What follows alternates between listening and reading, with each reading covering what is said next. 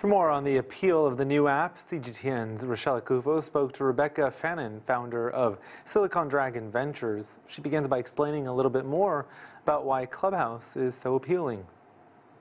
The exclusivity of it. It's invite only, and you can connect with your friends and build a community there. It's also audio. You don't have to get dressed up. You don't have to show your face. You could be a listener or a participant or a moderator or a speaker. A lot of options. And certainly, as you mentioned, that ease of being comfortable when it's audio. Obviously, a lot of people getting caught out during Zoom interviews, not being all the way ready in case they have to stand up suddenly or something.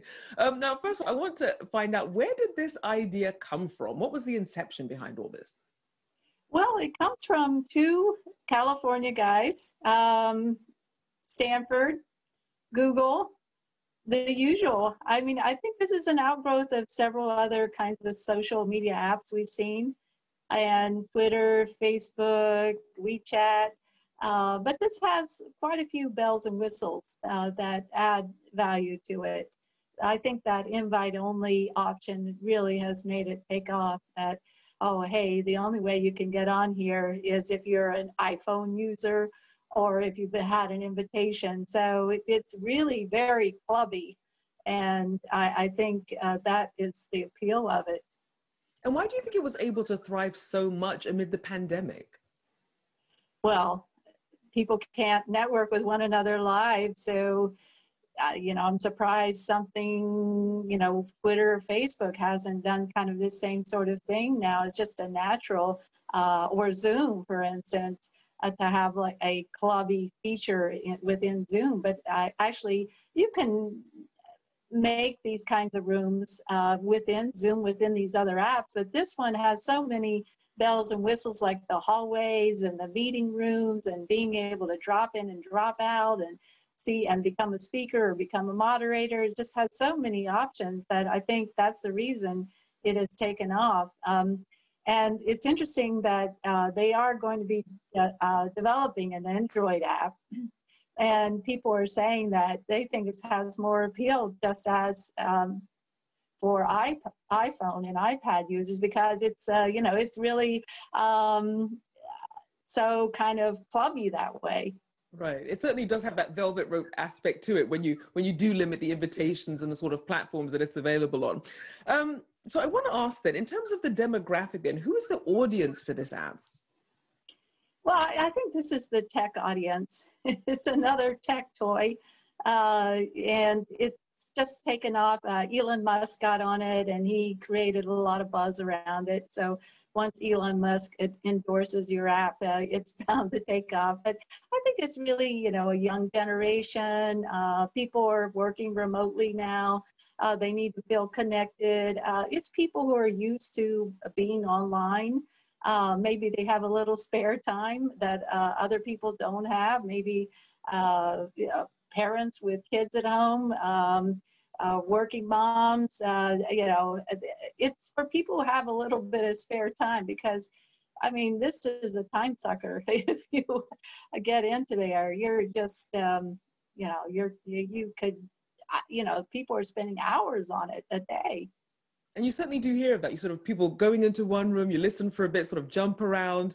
So with that in mind then, and you did mention that this can be a sort of a mix of some of the elements that we see from some of these other social media platforms. How does that compare to what we see with things like WeChat in China? What are some of the similar elements and what's different?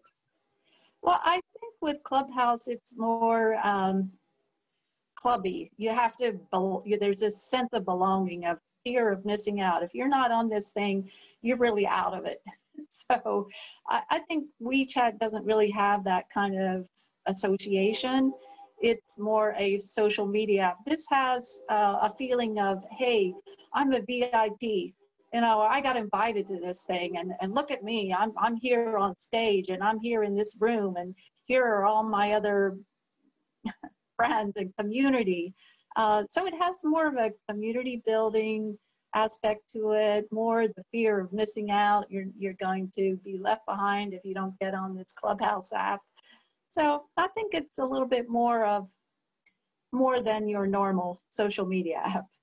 So then where does it go from here? As you mentioned, for right now, they're toying with going into Android. Where does it go from here beyond the sort of invite only, especially, as you mentioned, some of these other social media platforms perhaps knocking at their door who may come up with similar ideas?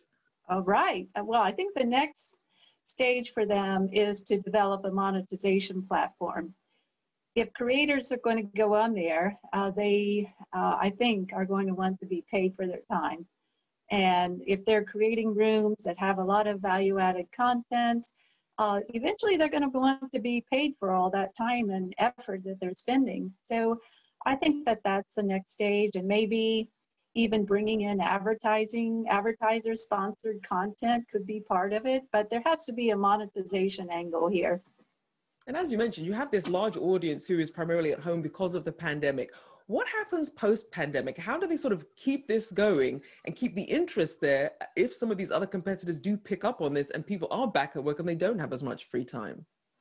Well, I do think that that is a risk that Clubhouse faces, that once people really get back into seeing one another, that that's preferable to have a real live conversation spontaneously.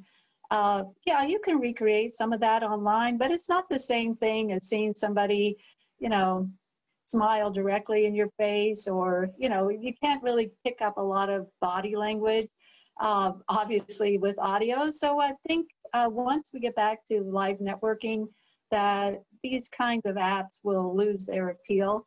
And so right now, the more that they can build of user base and community, the better off they will be.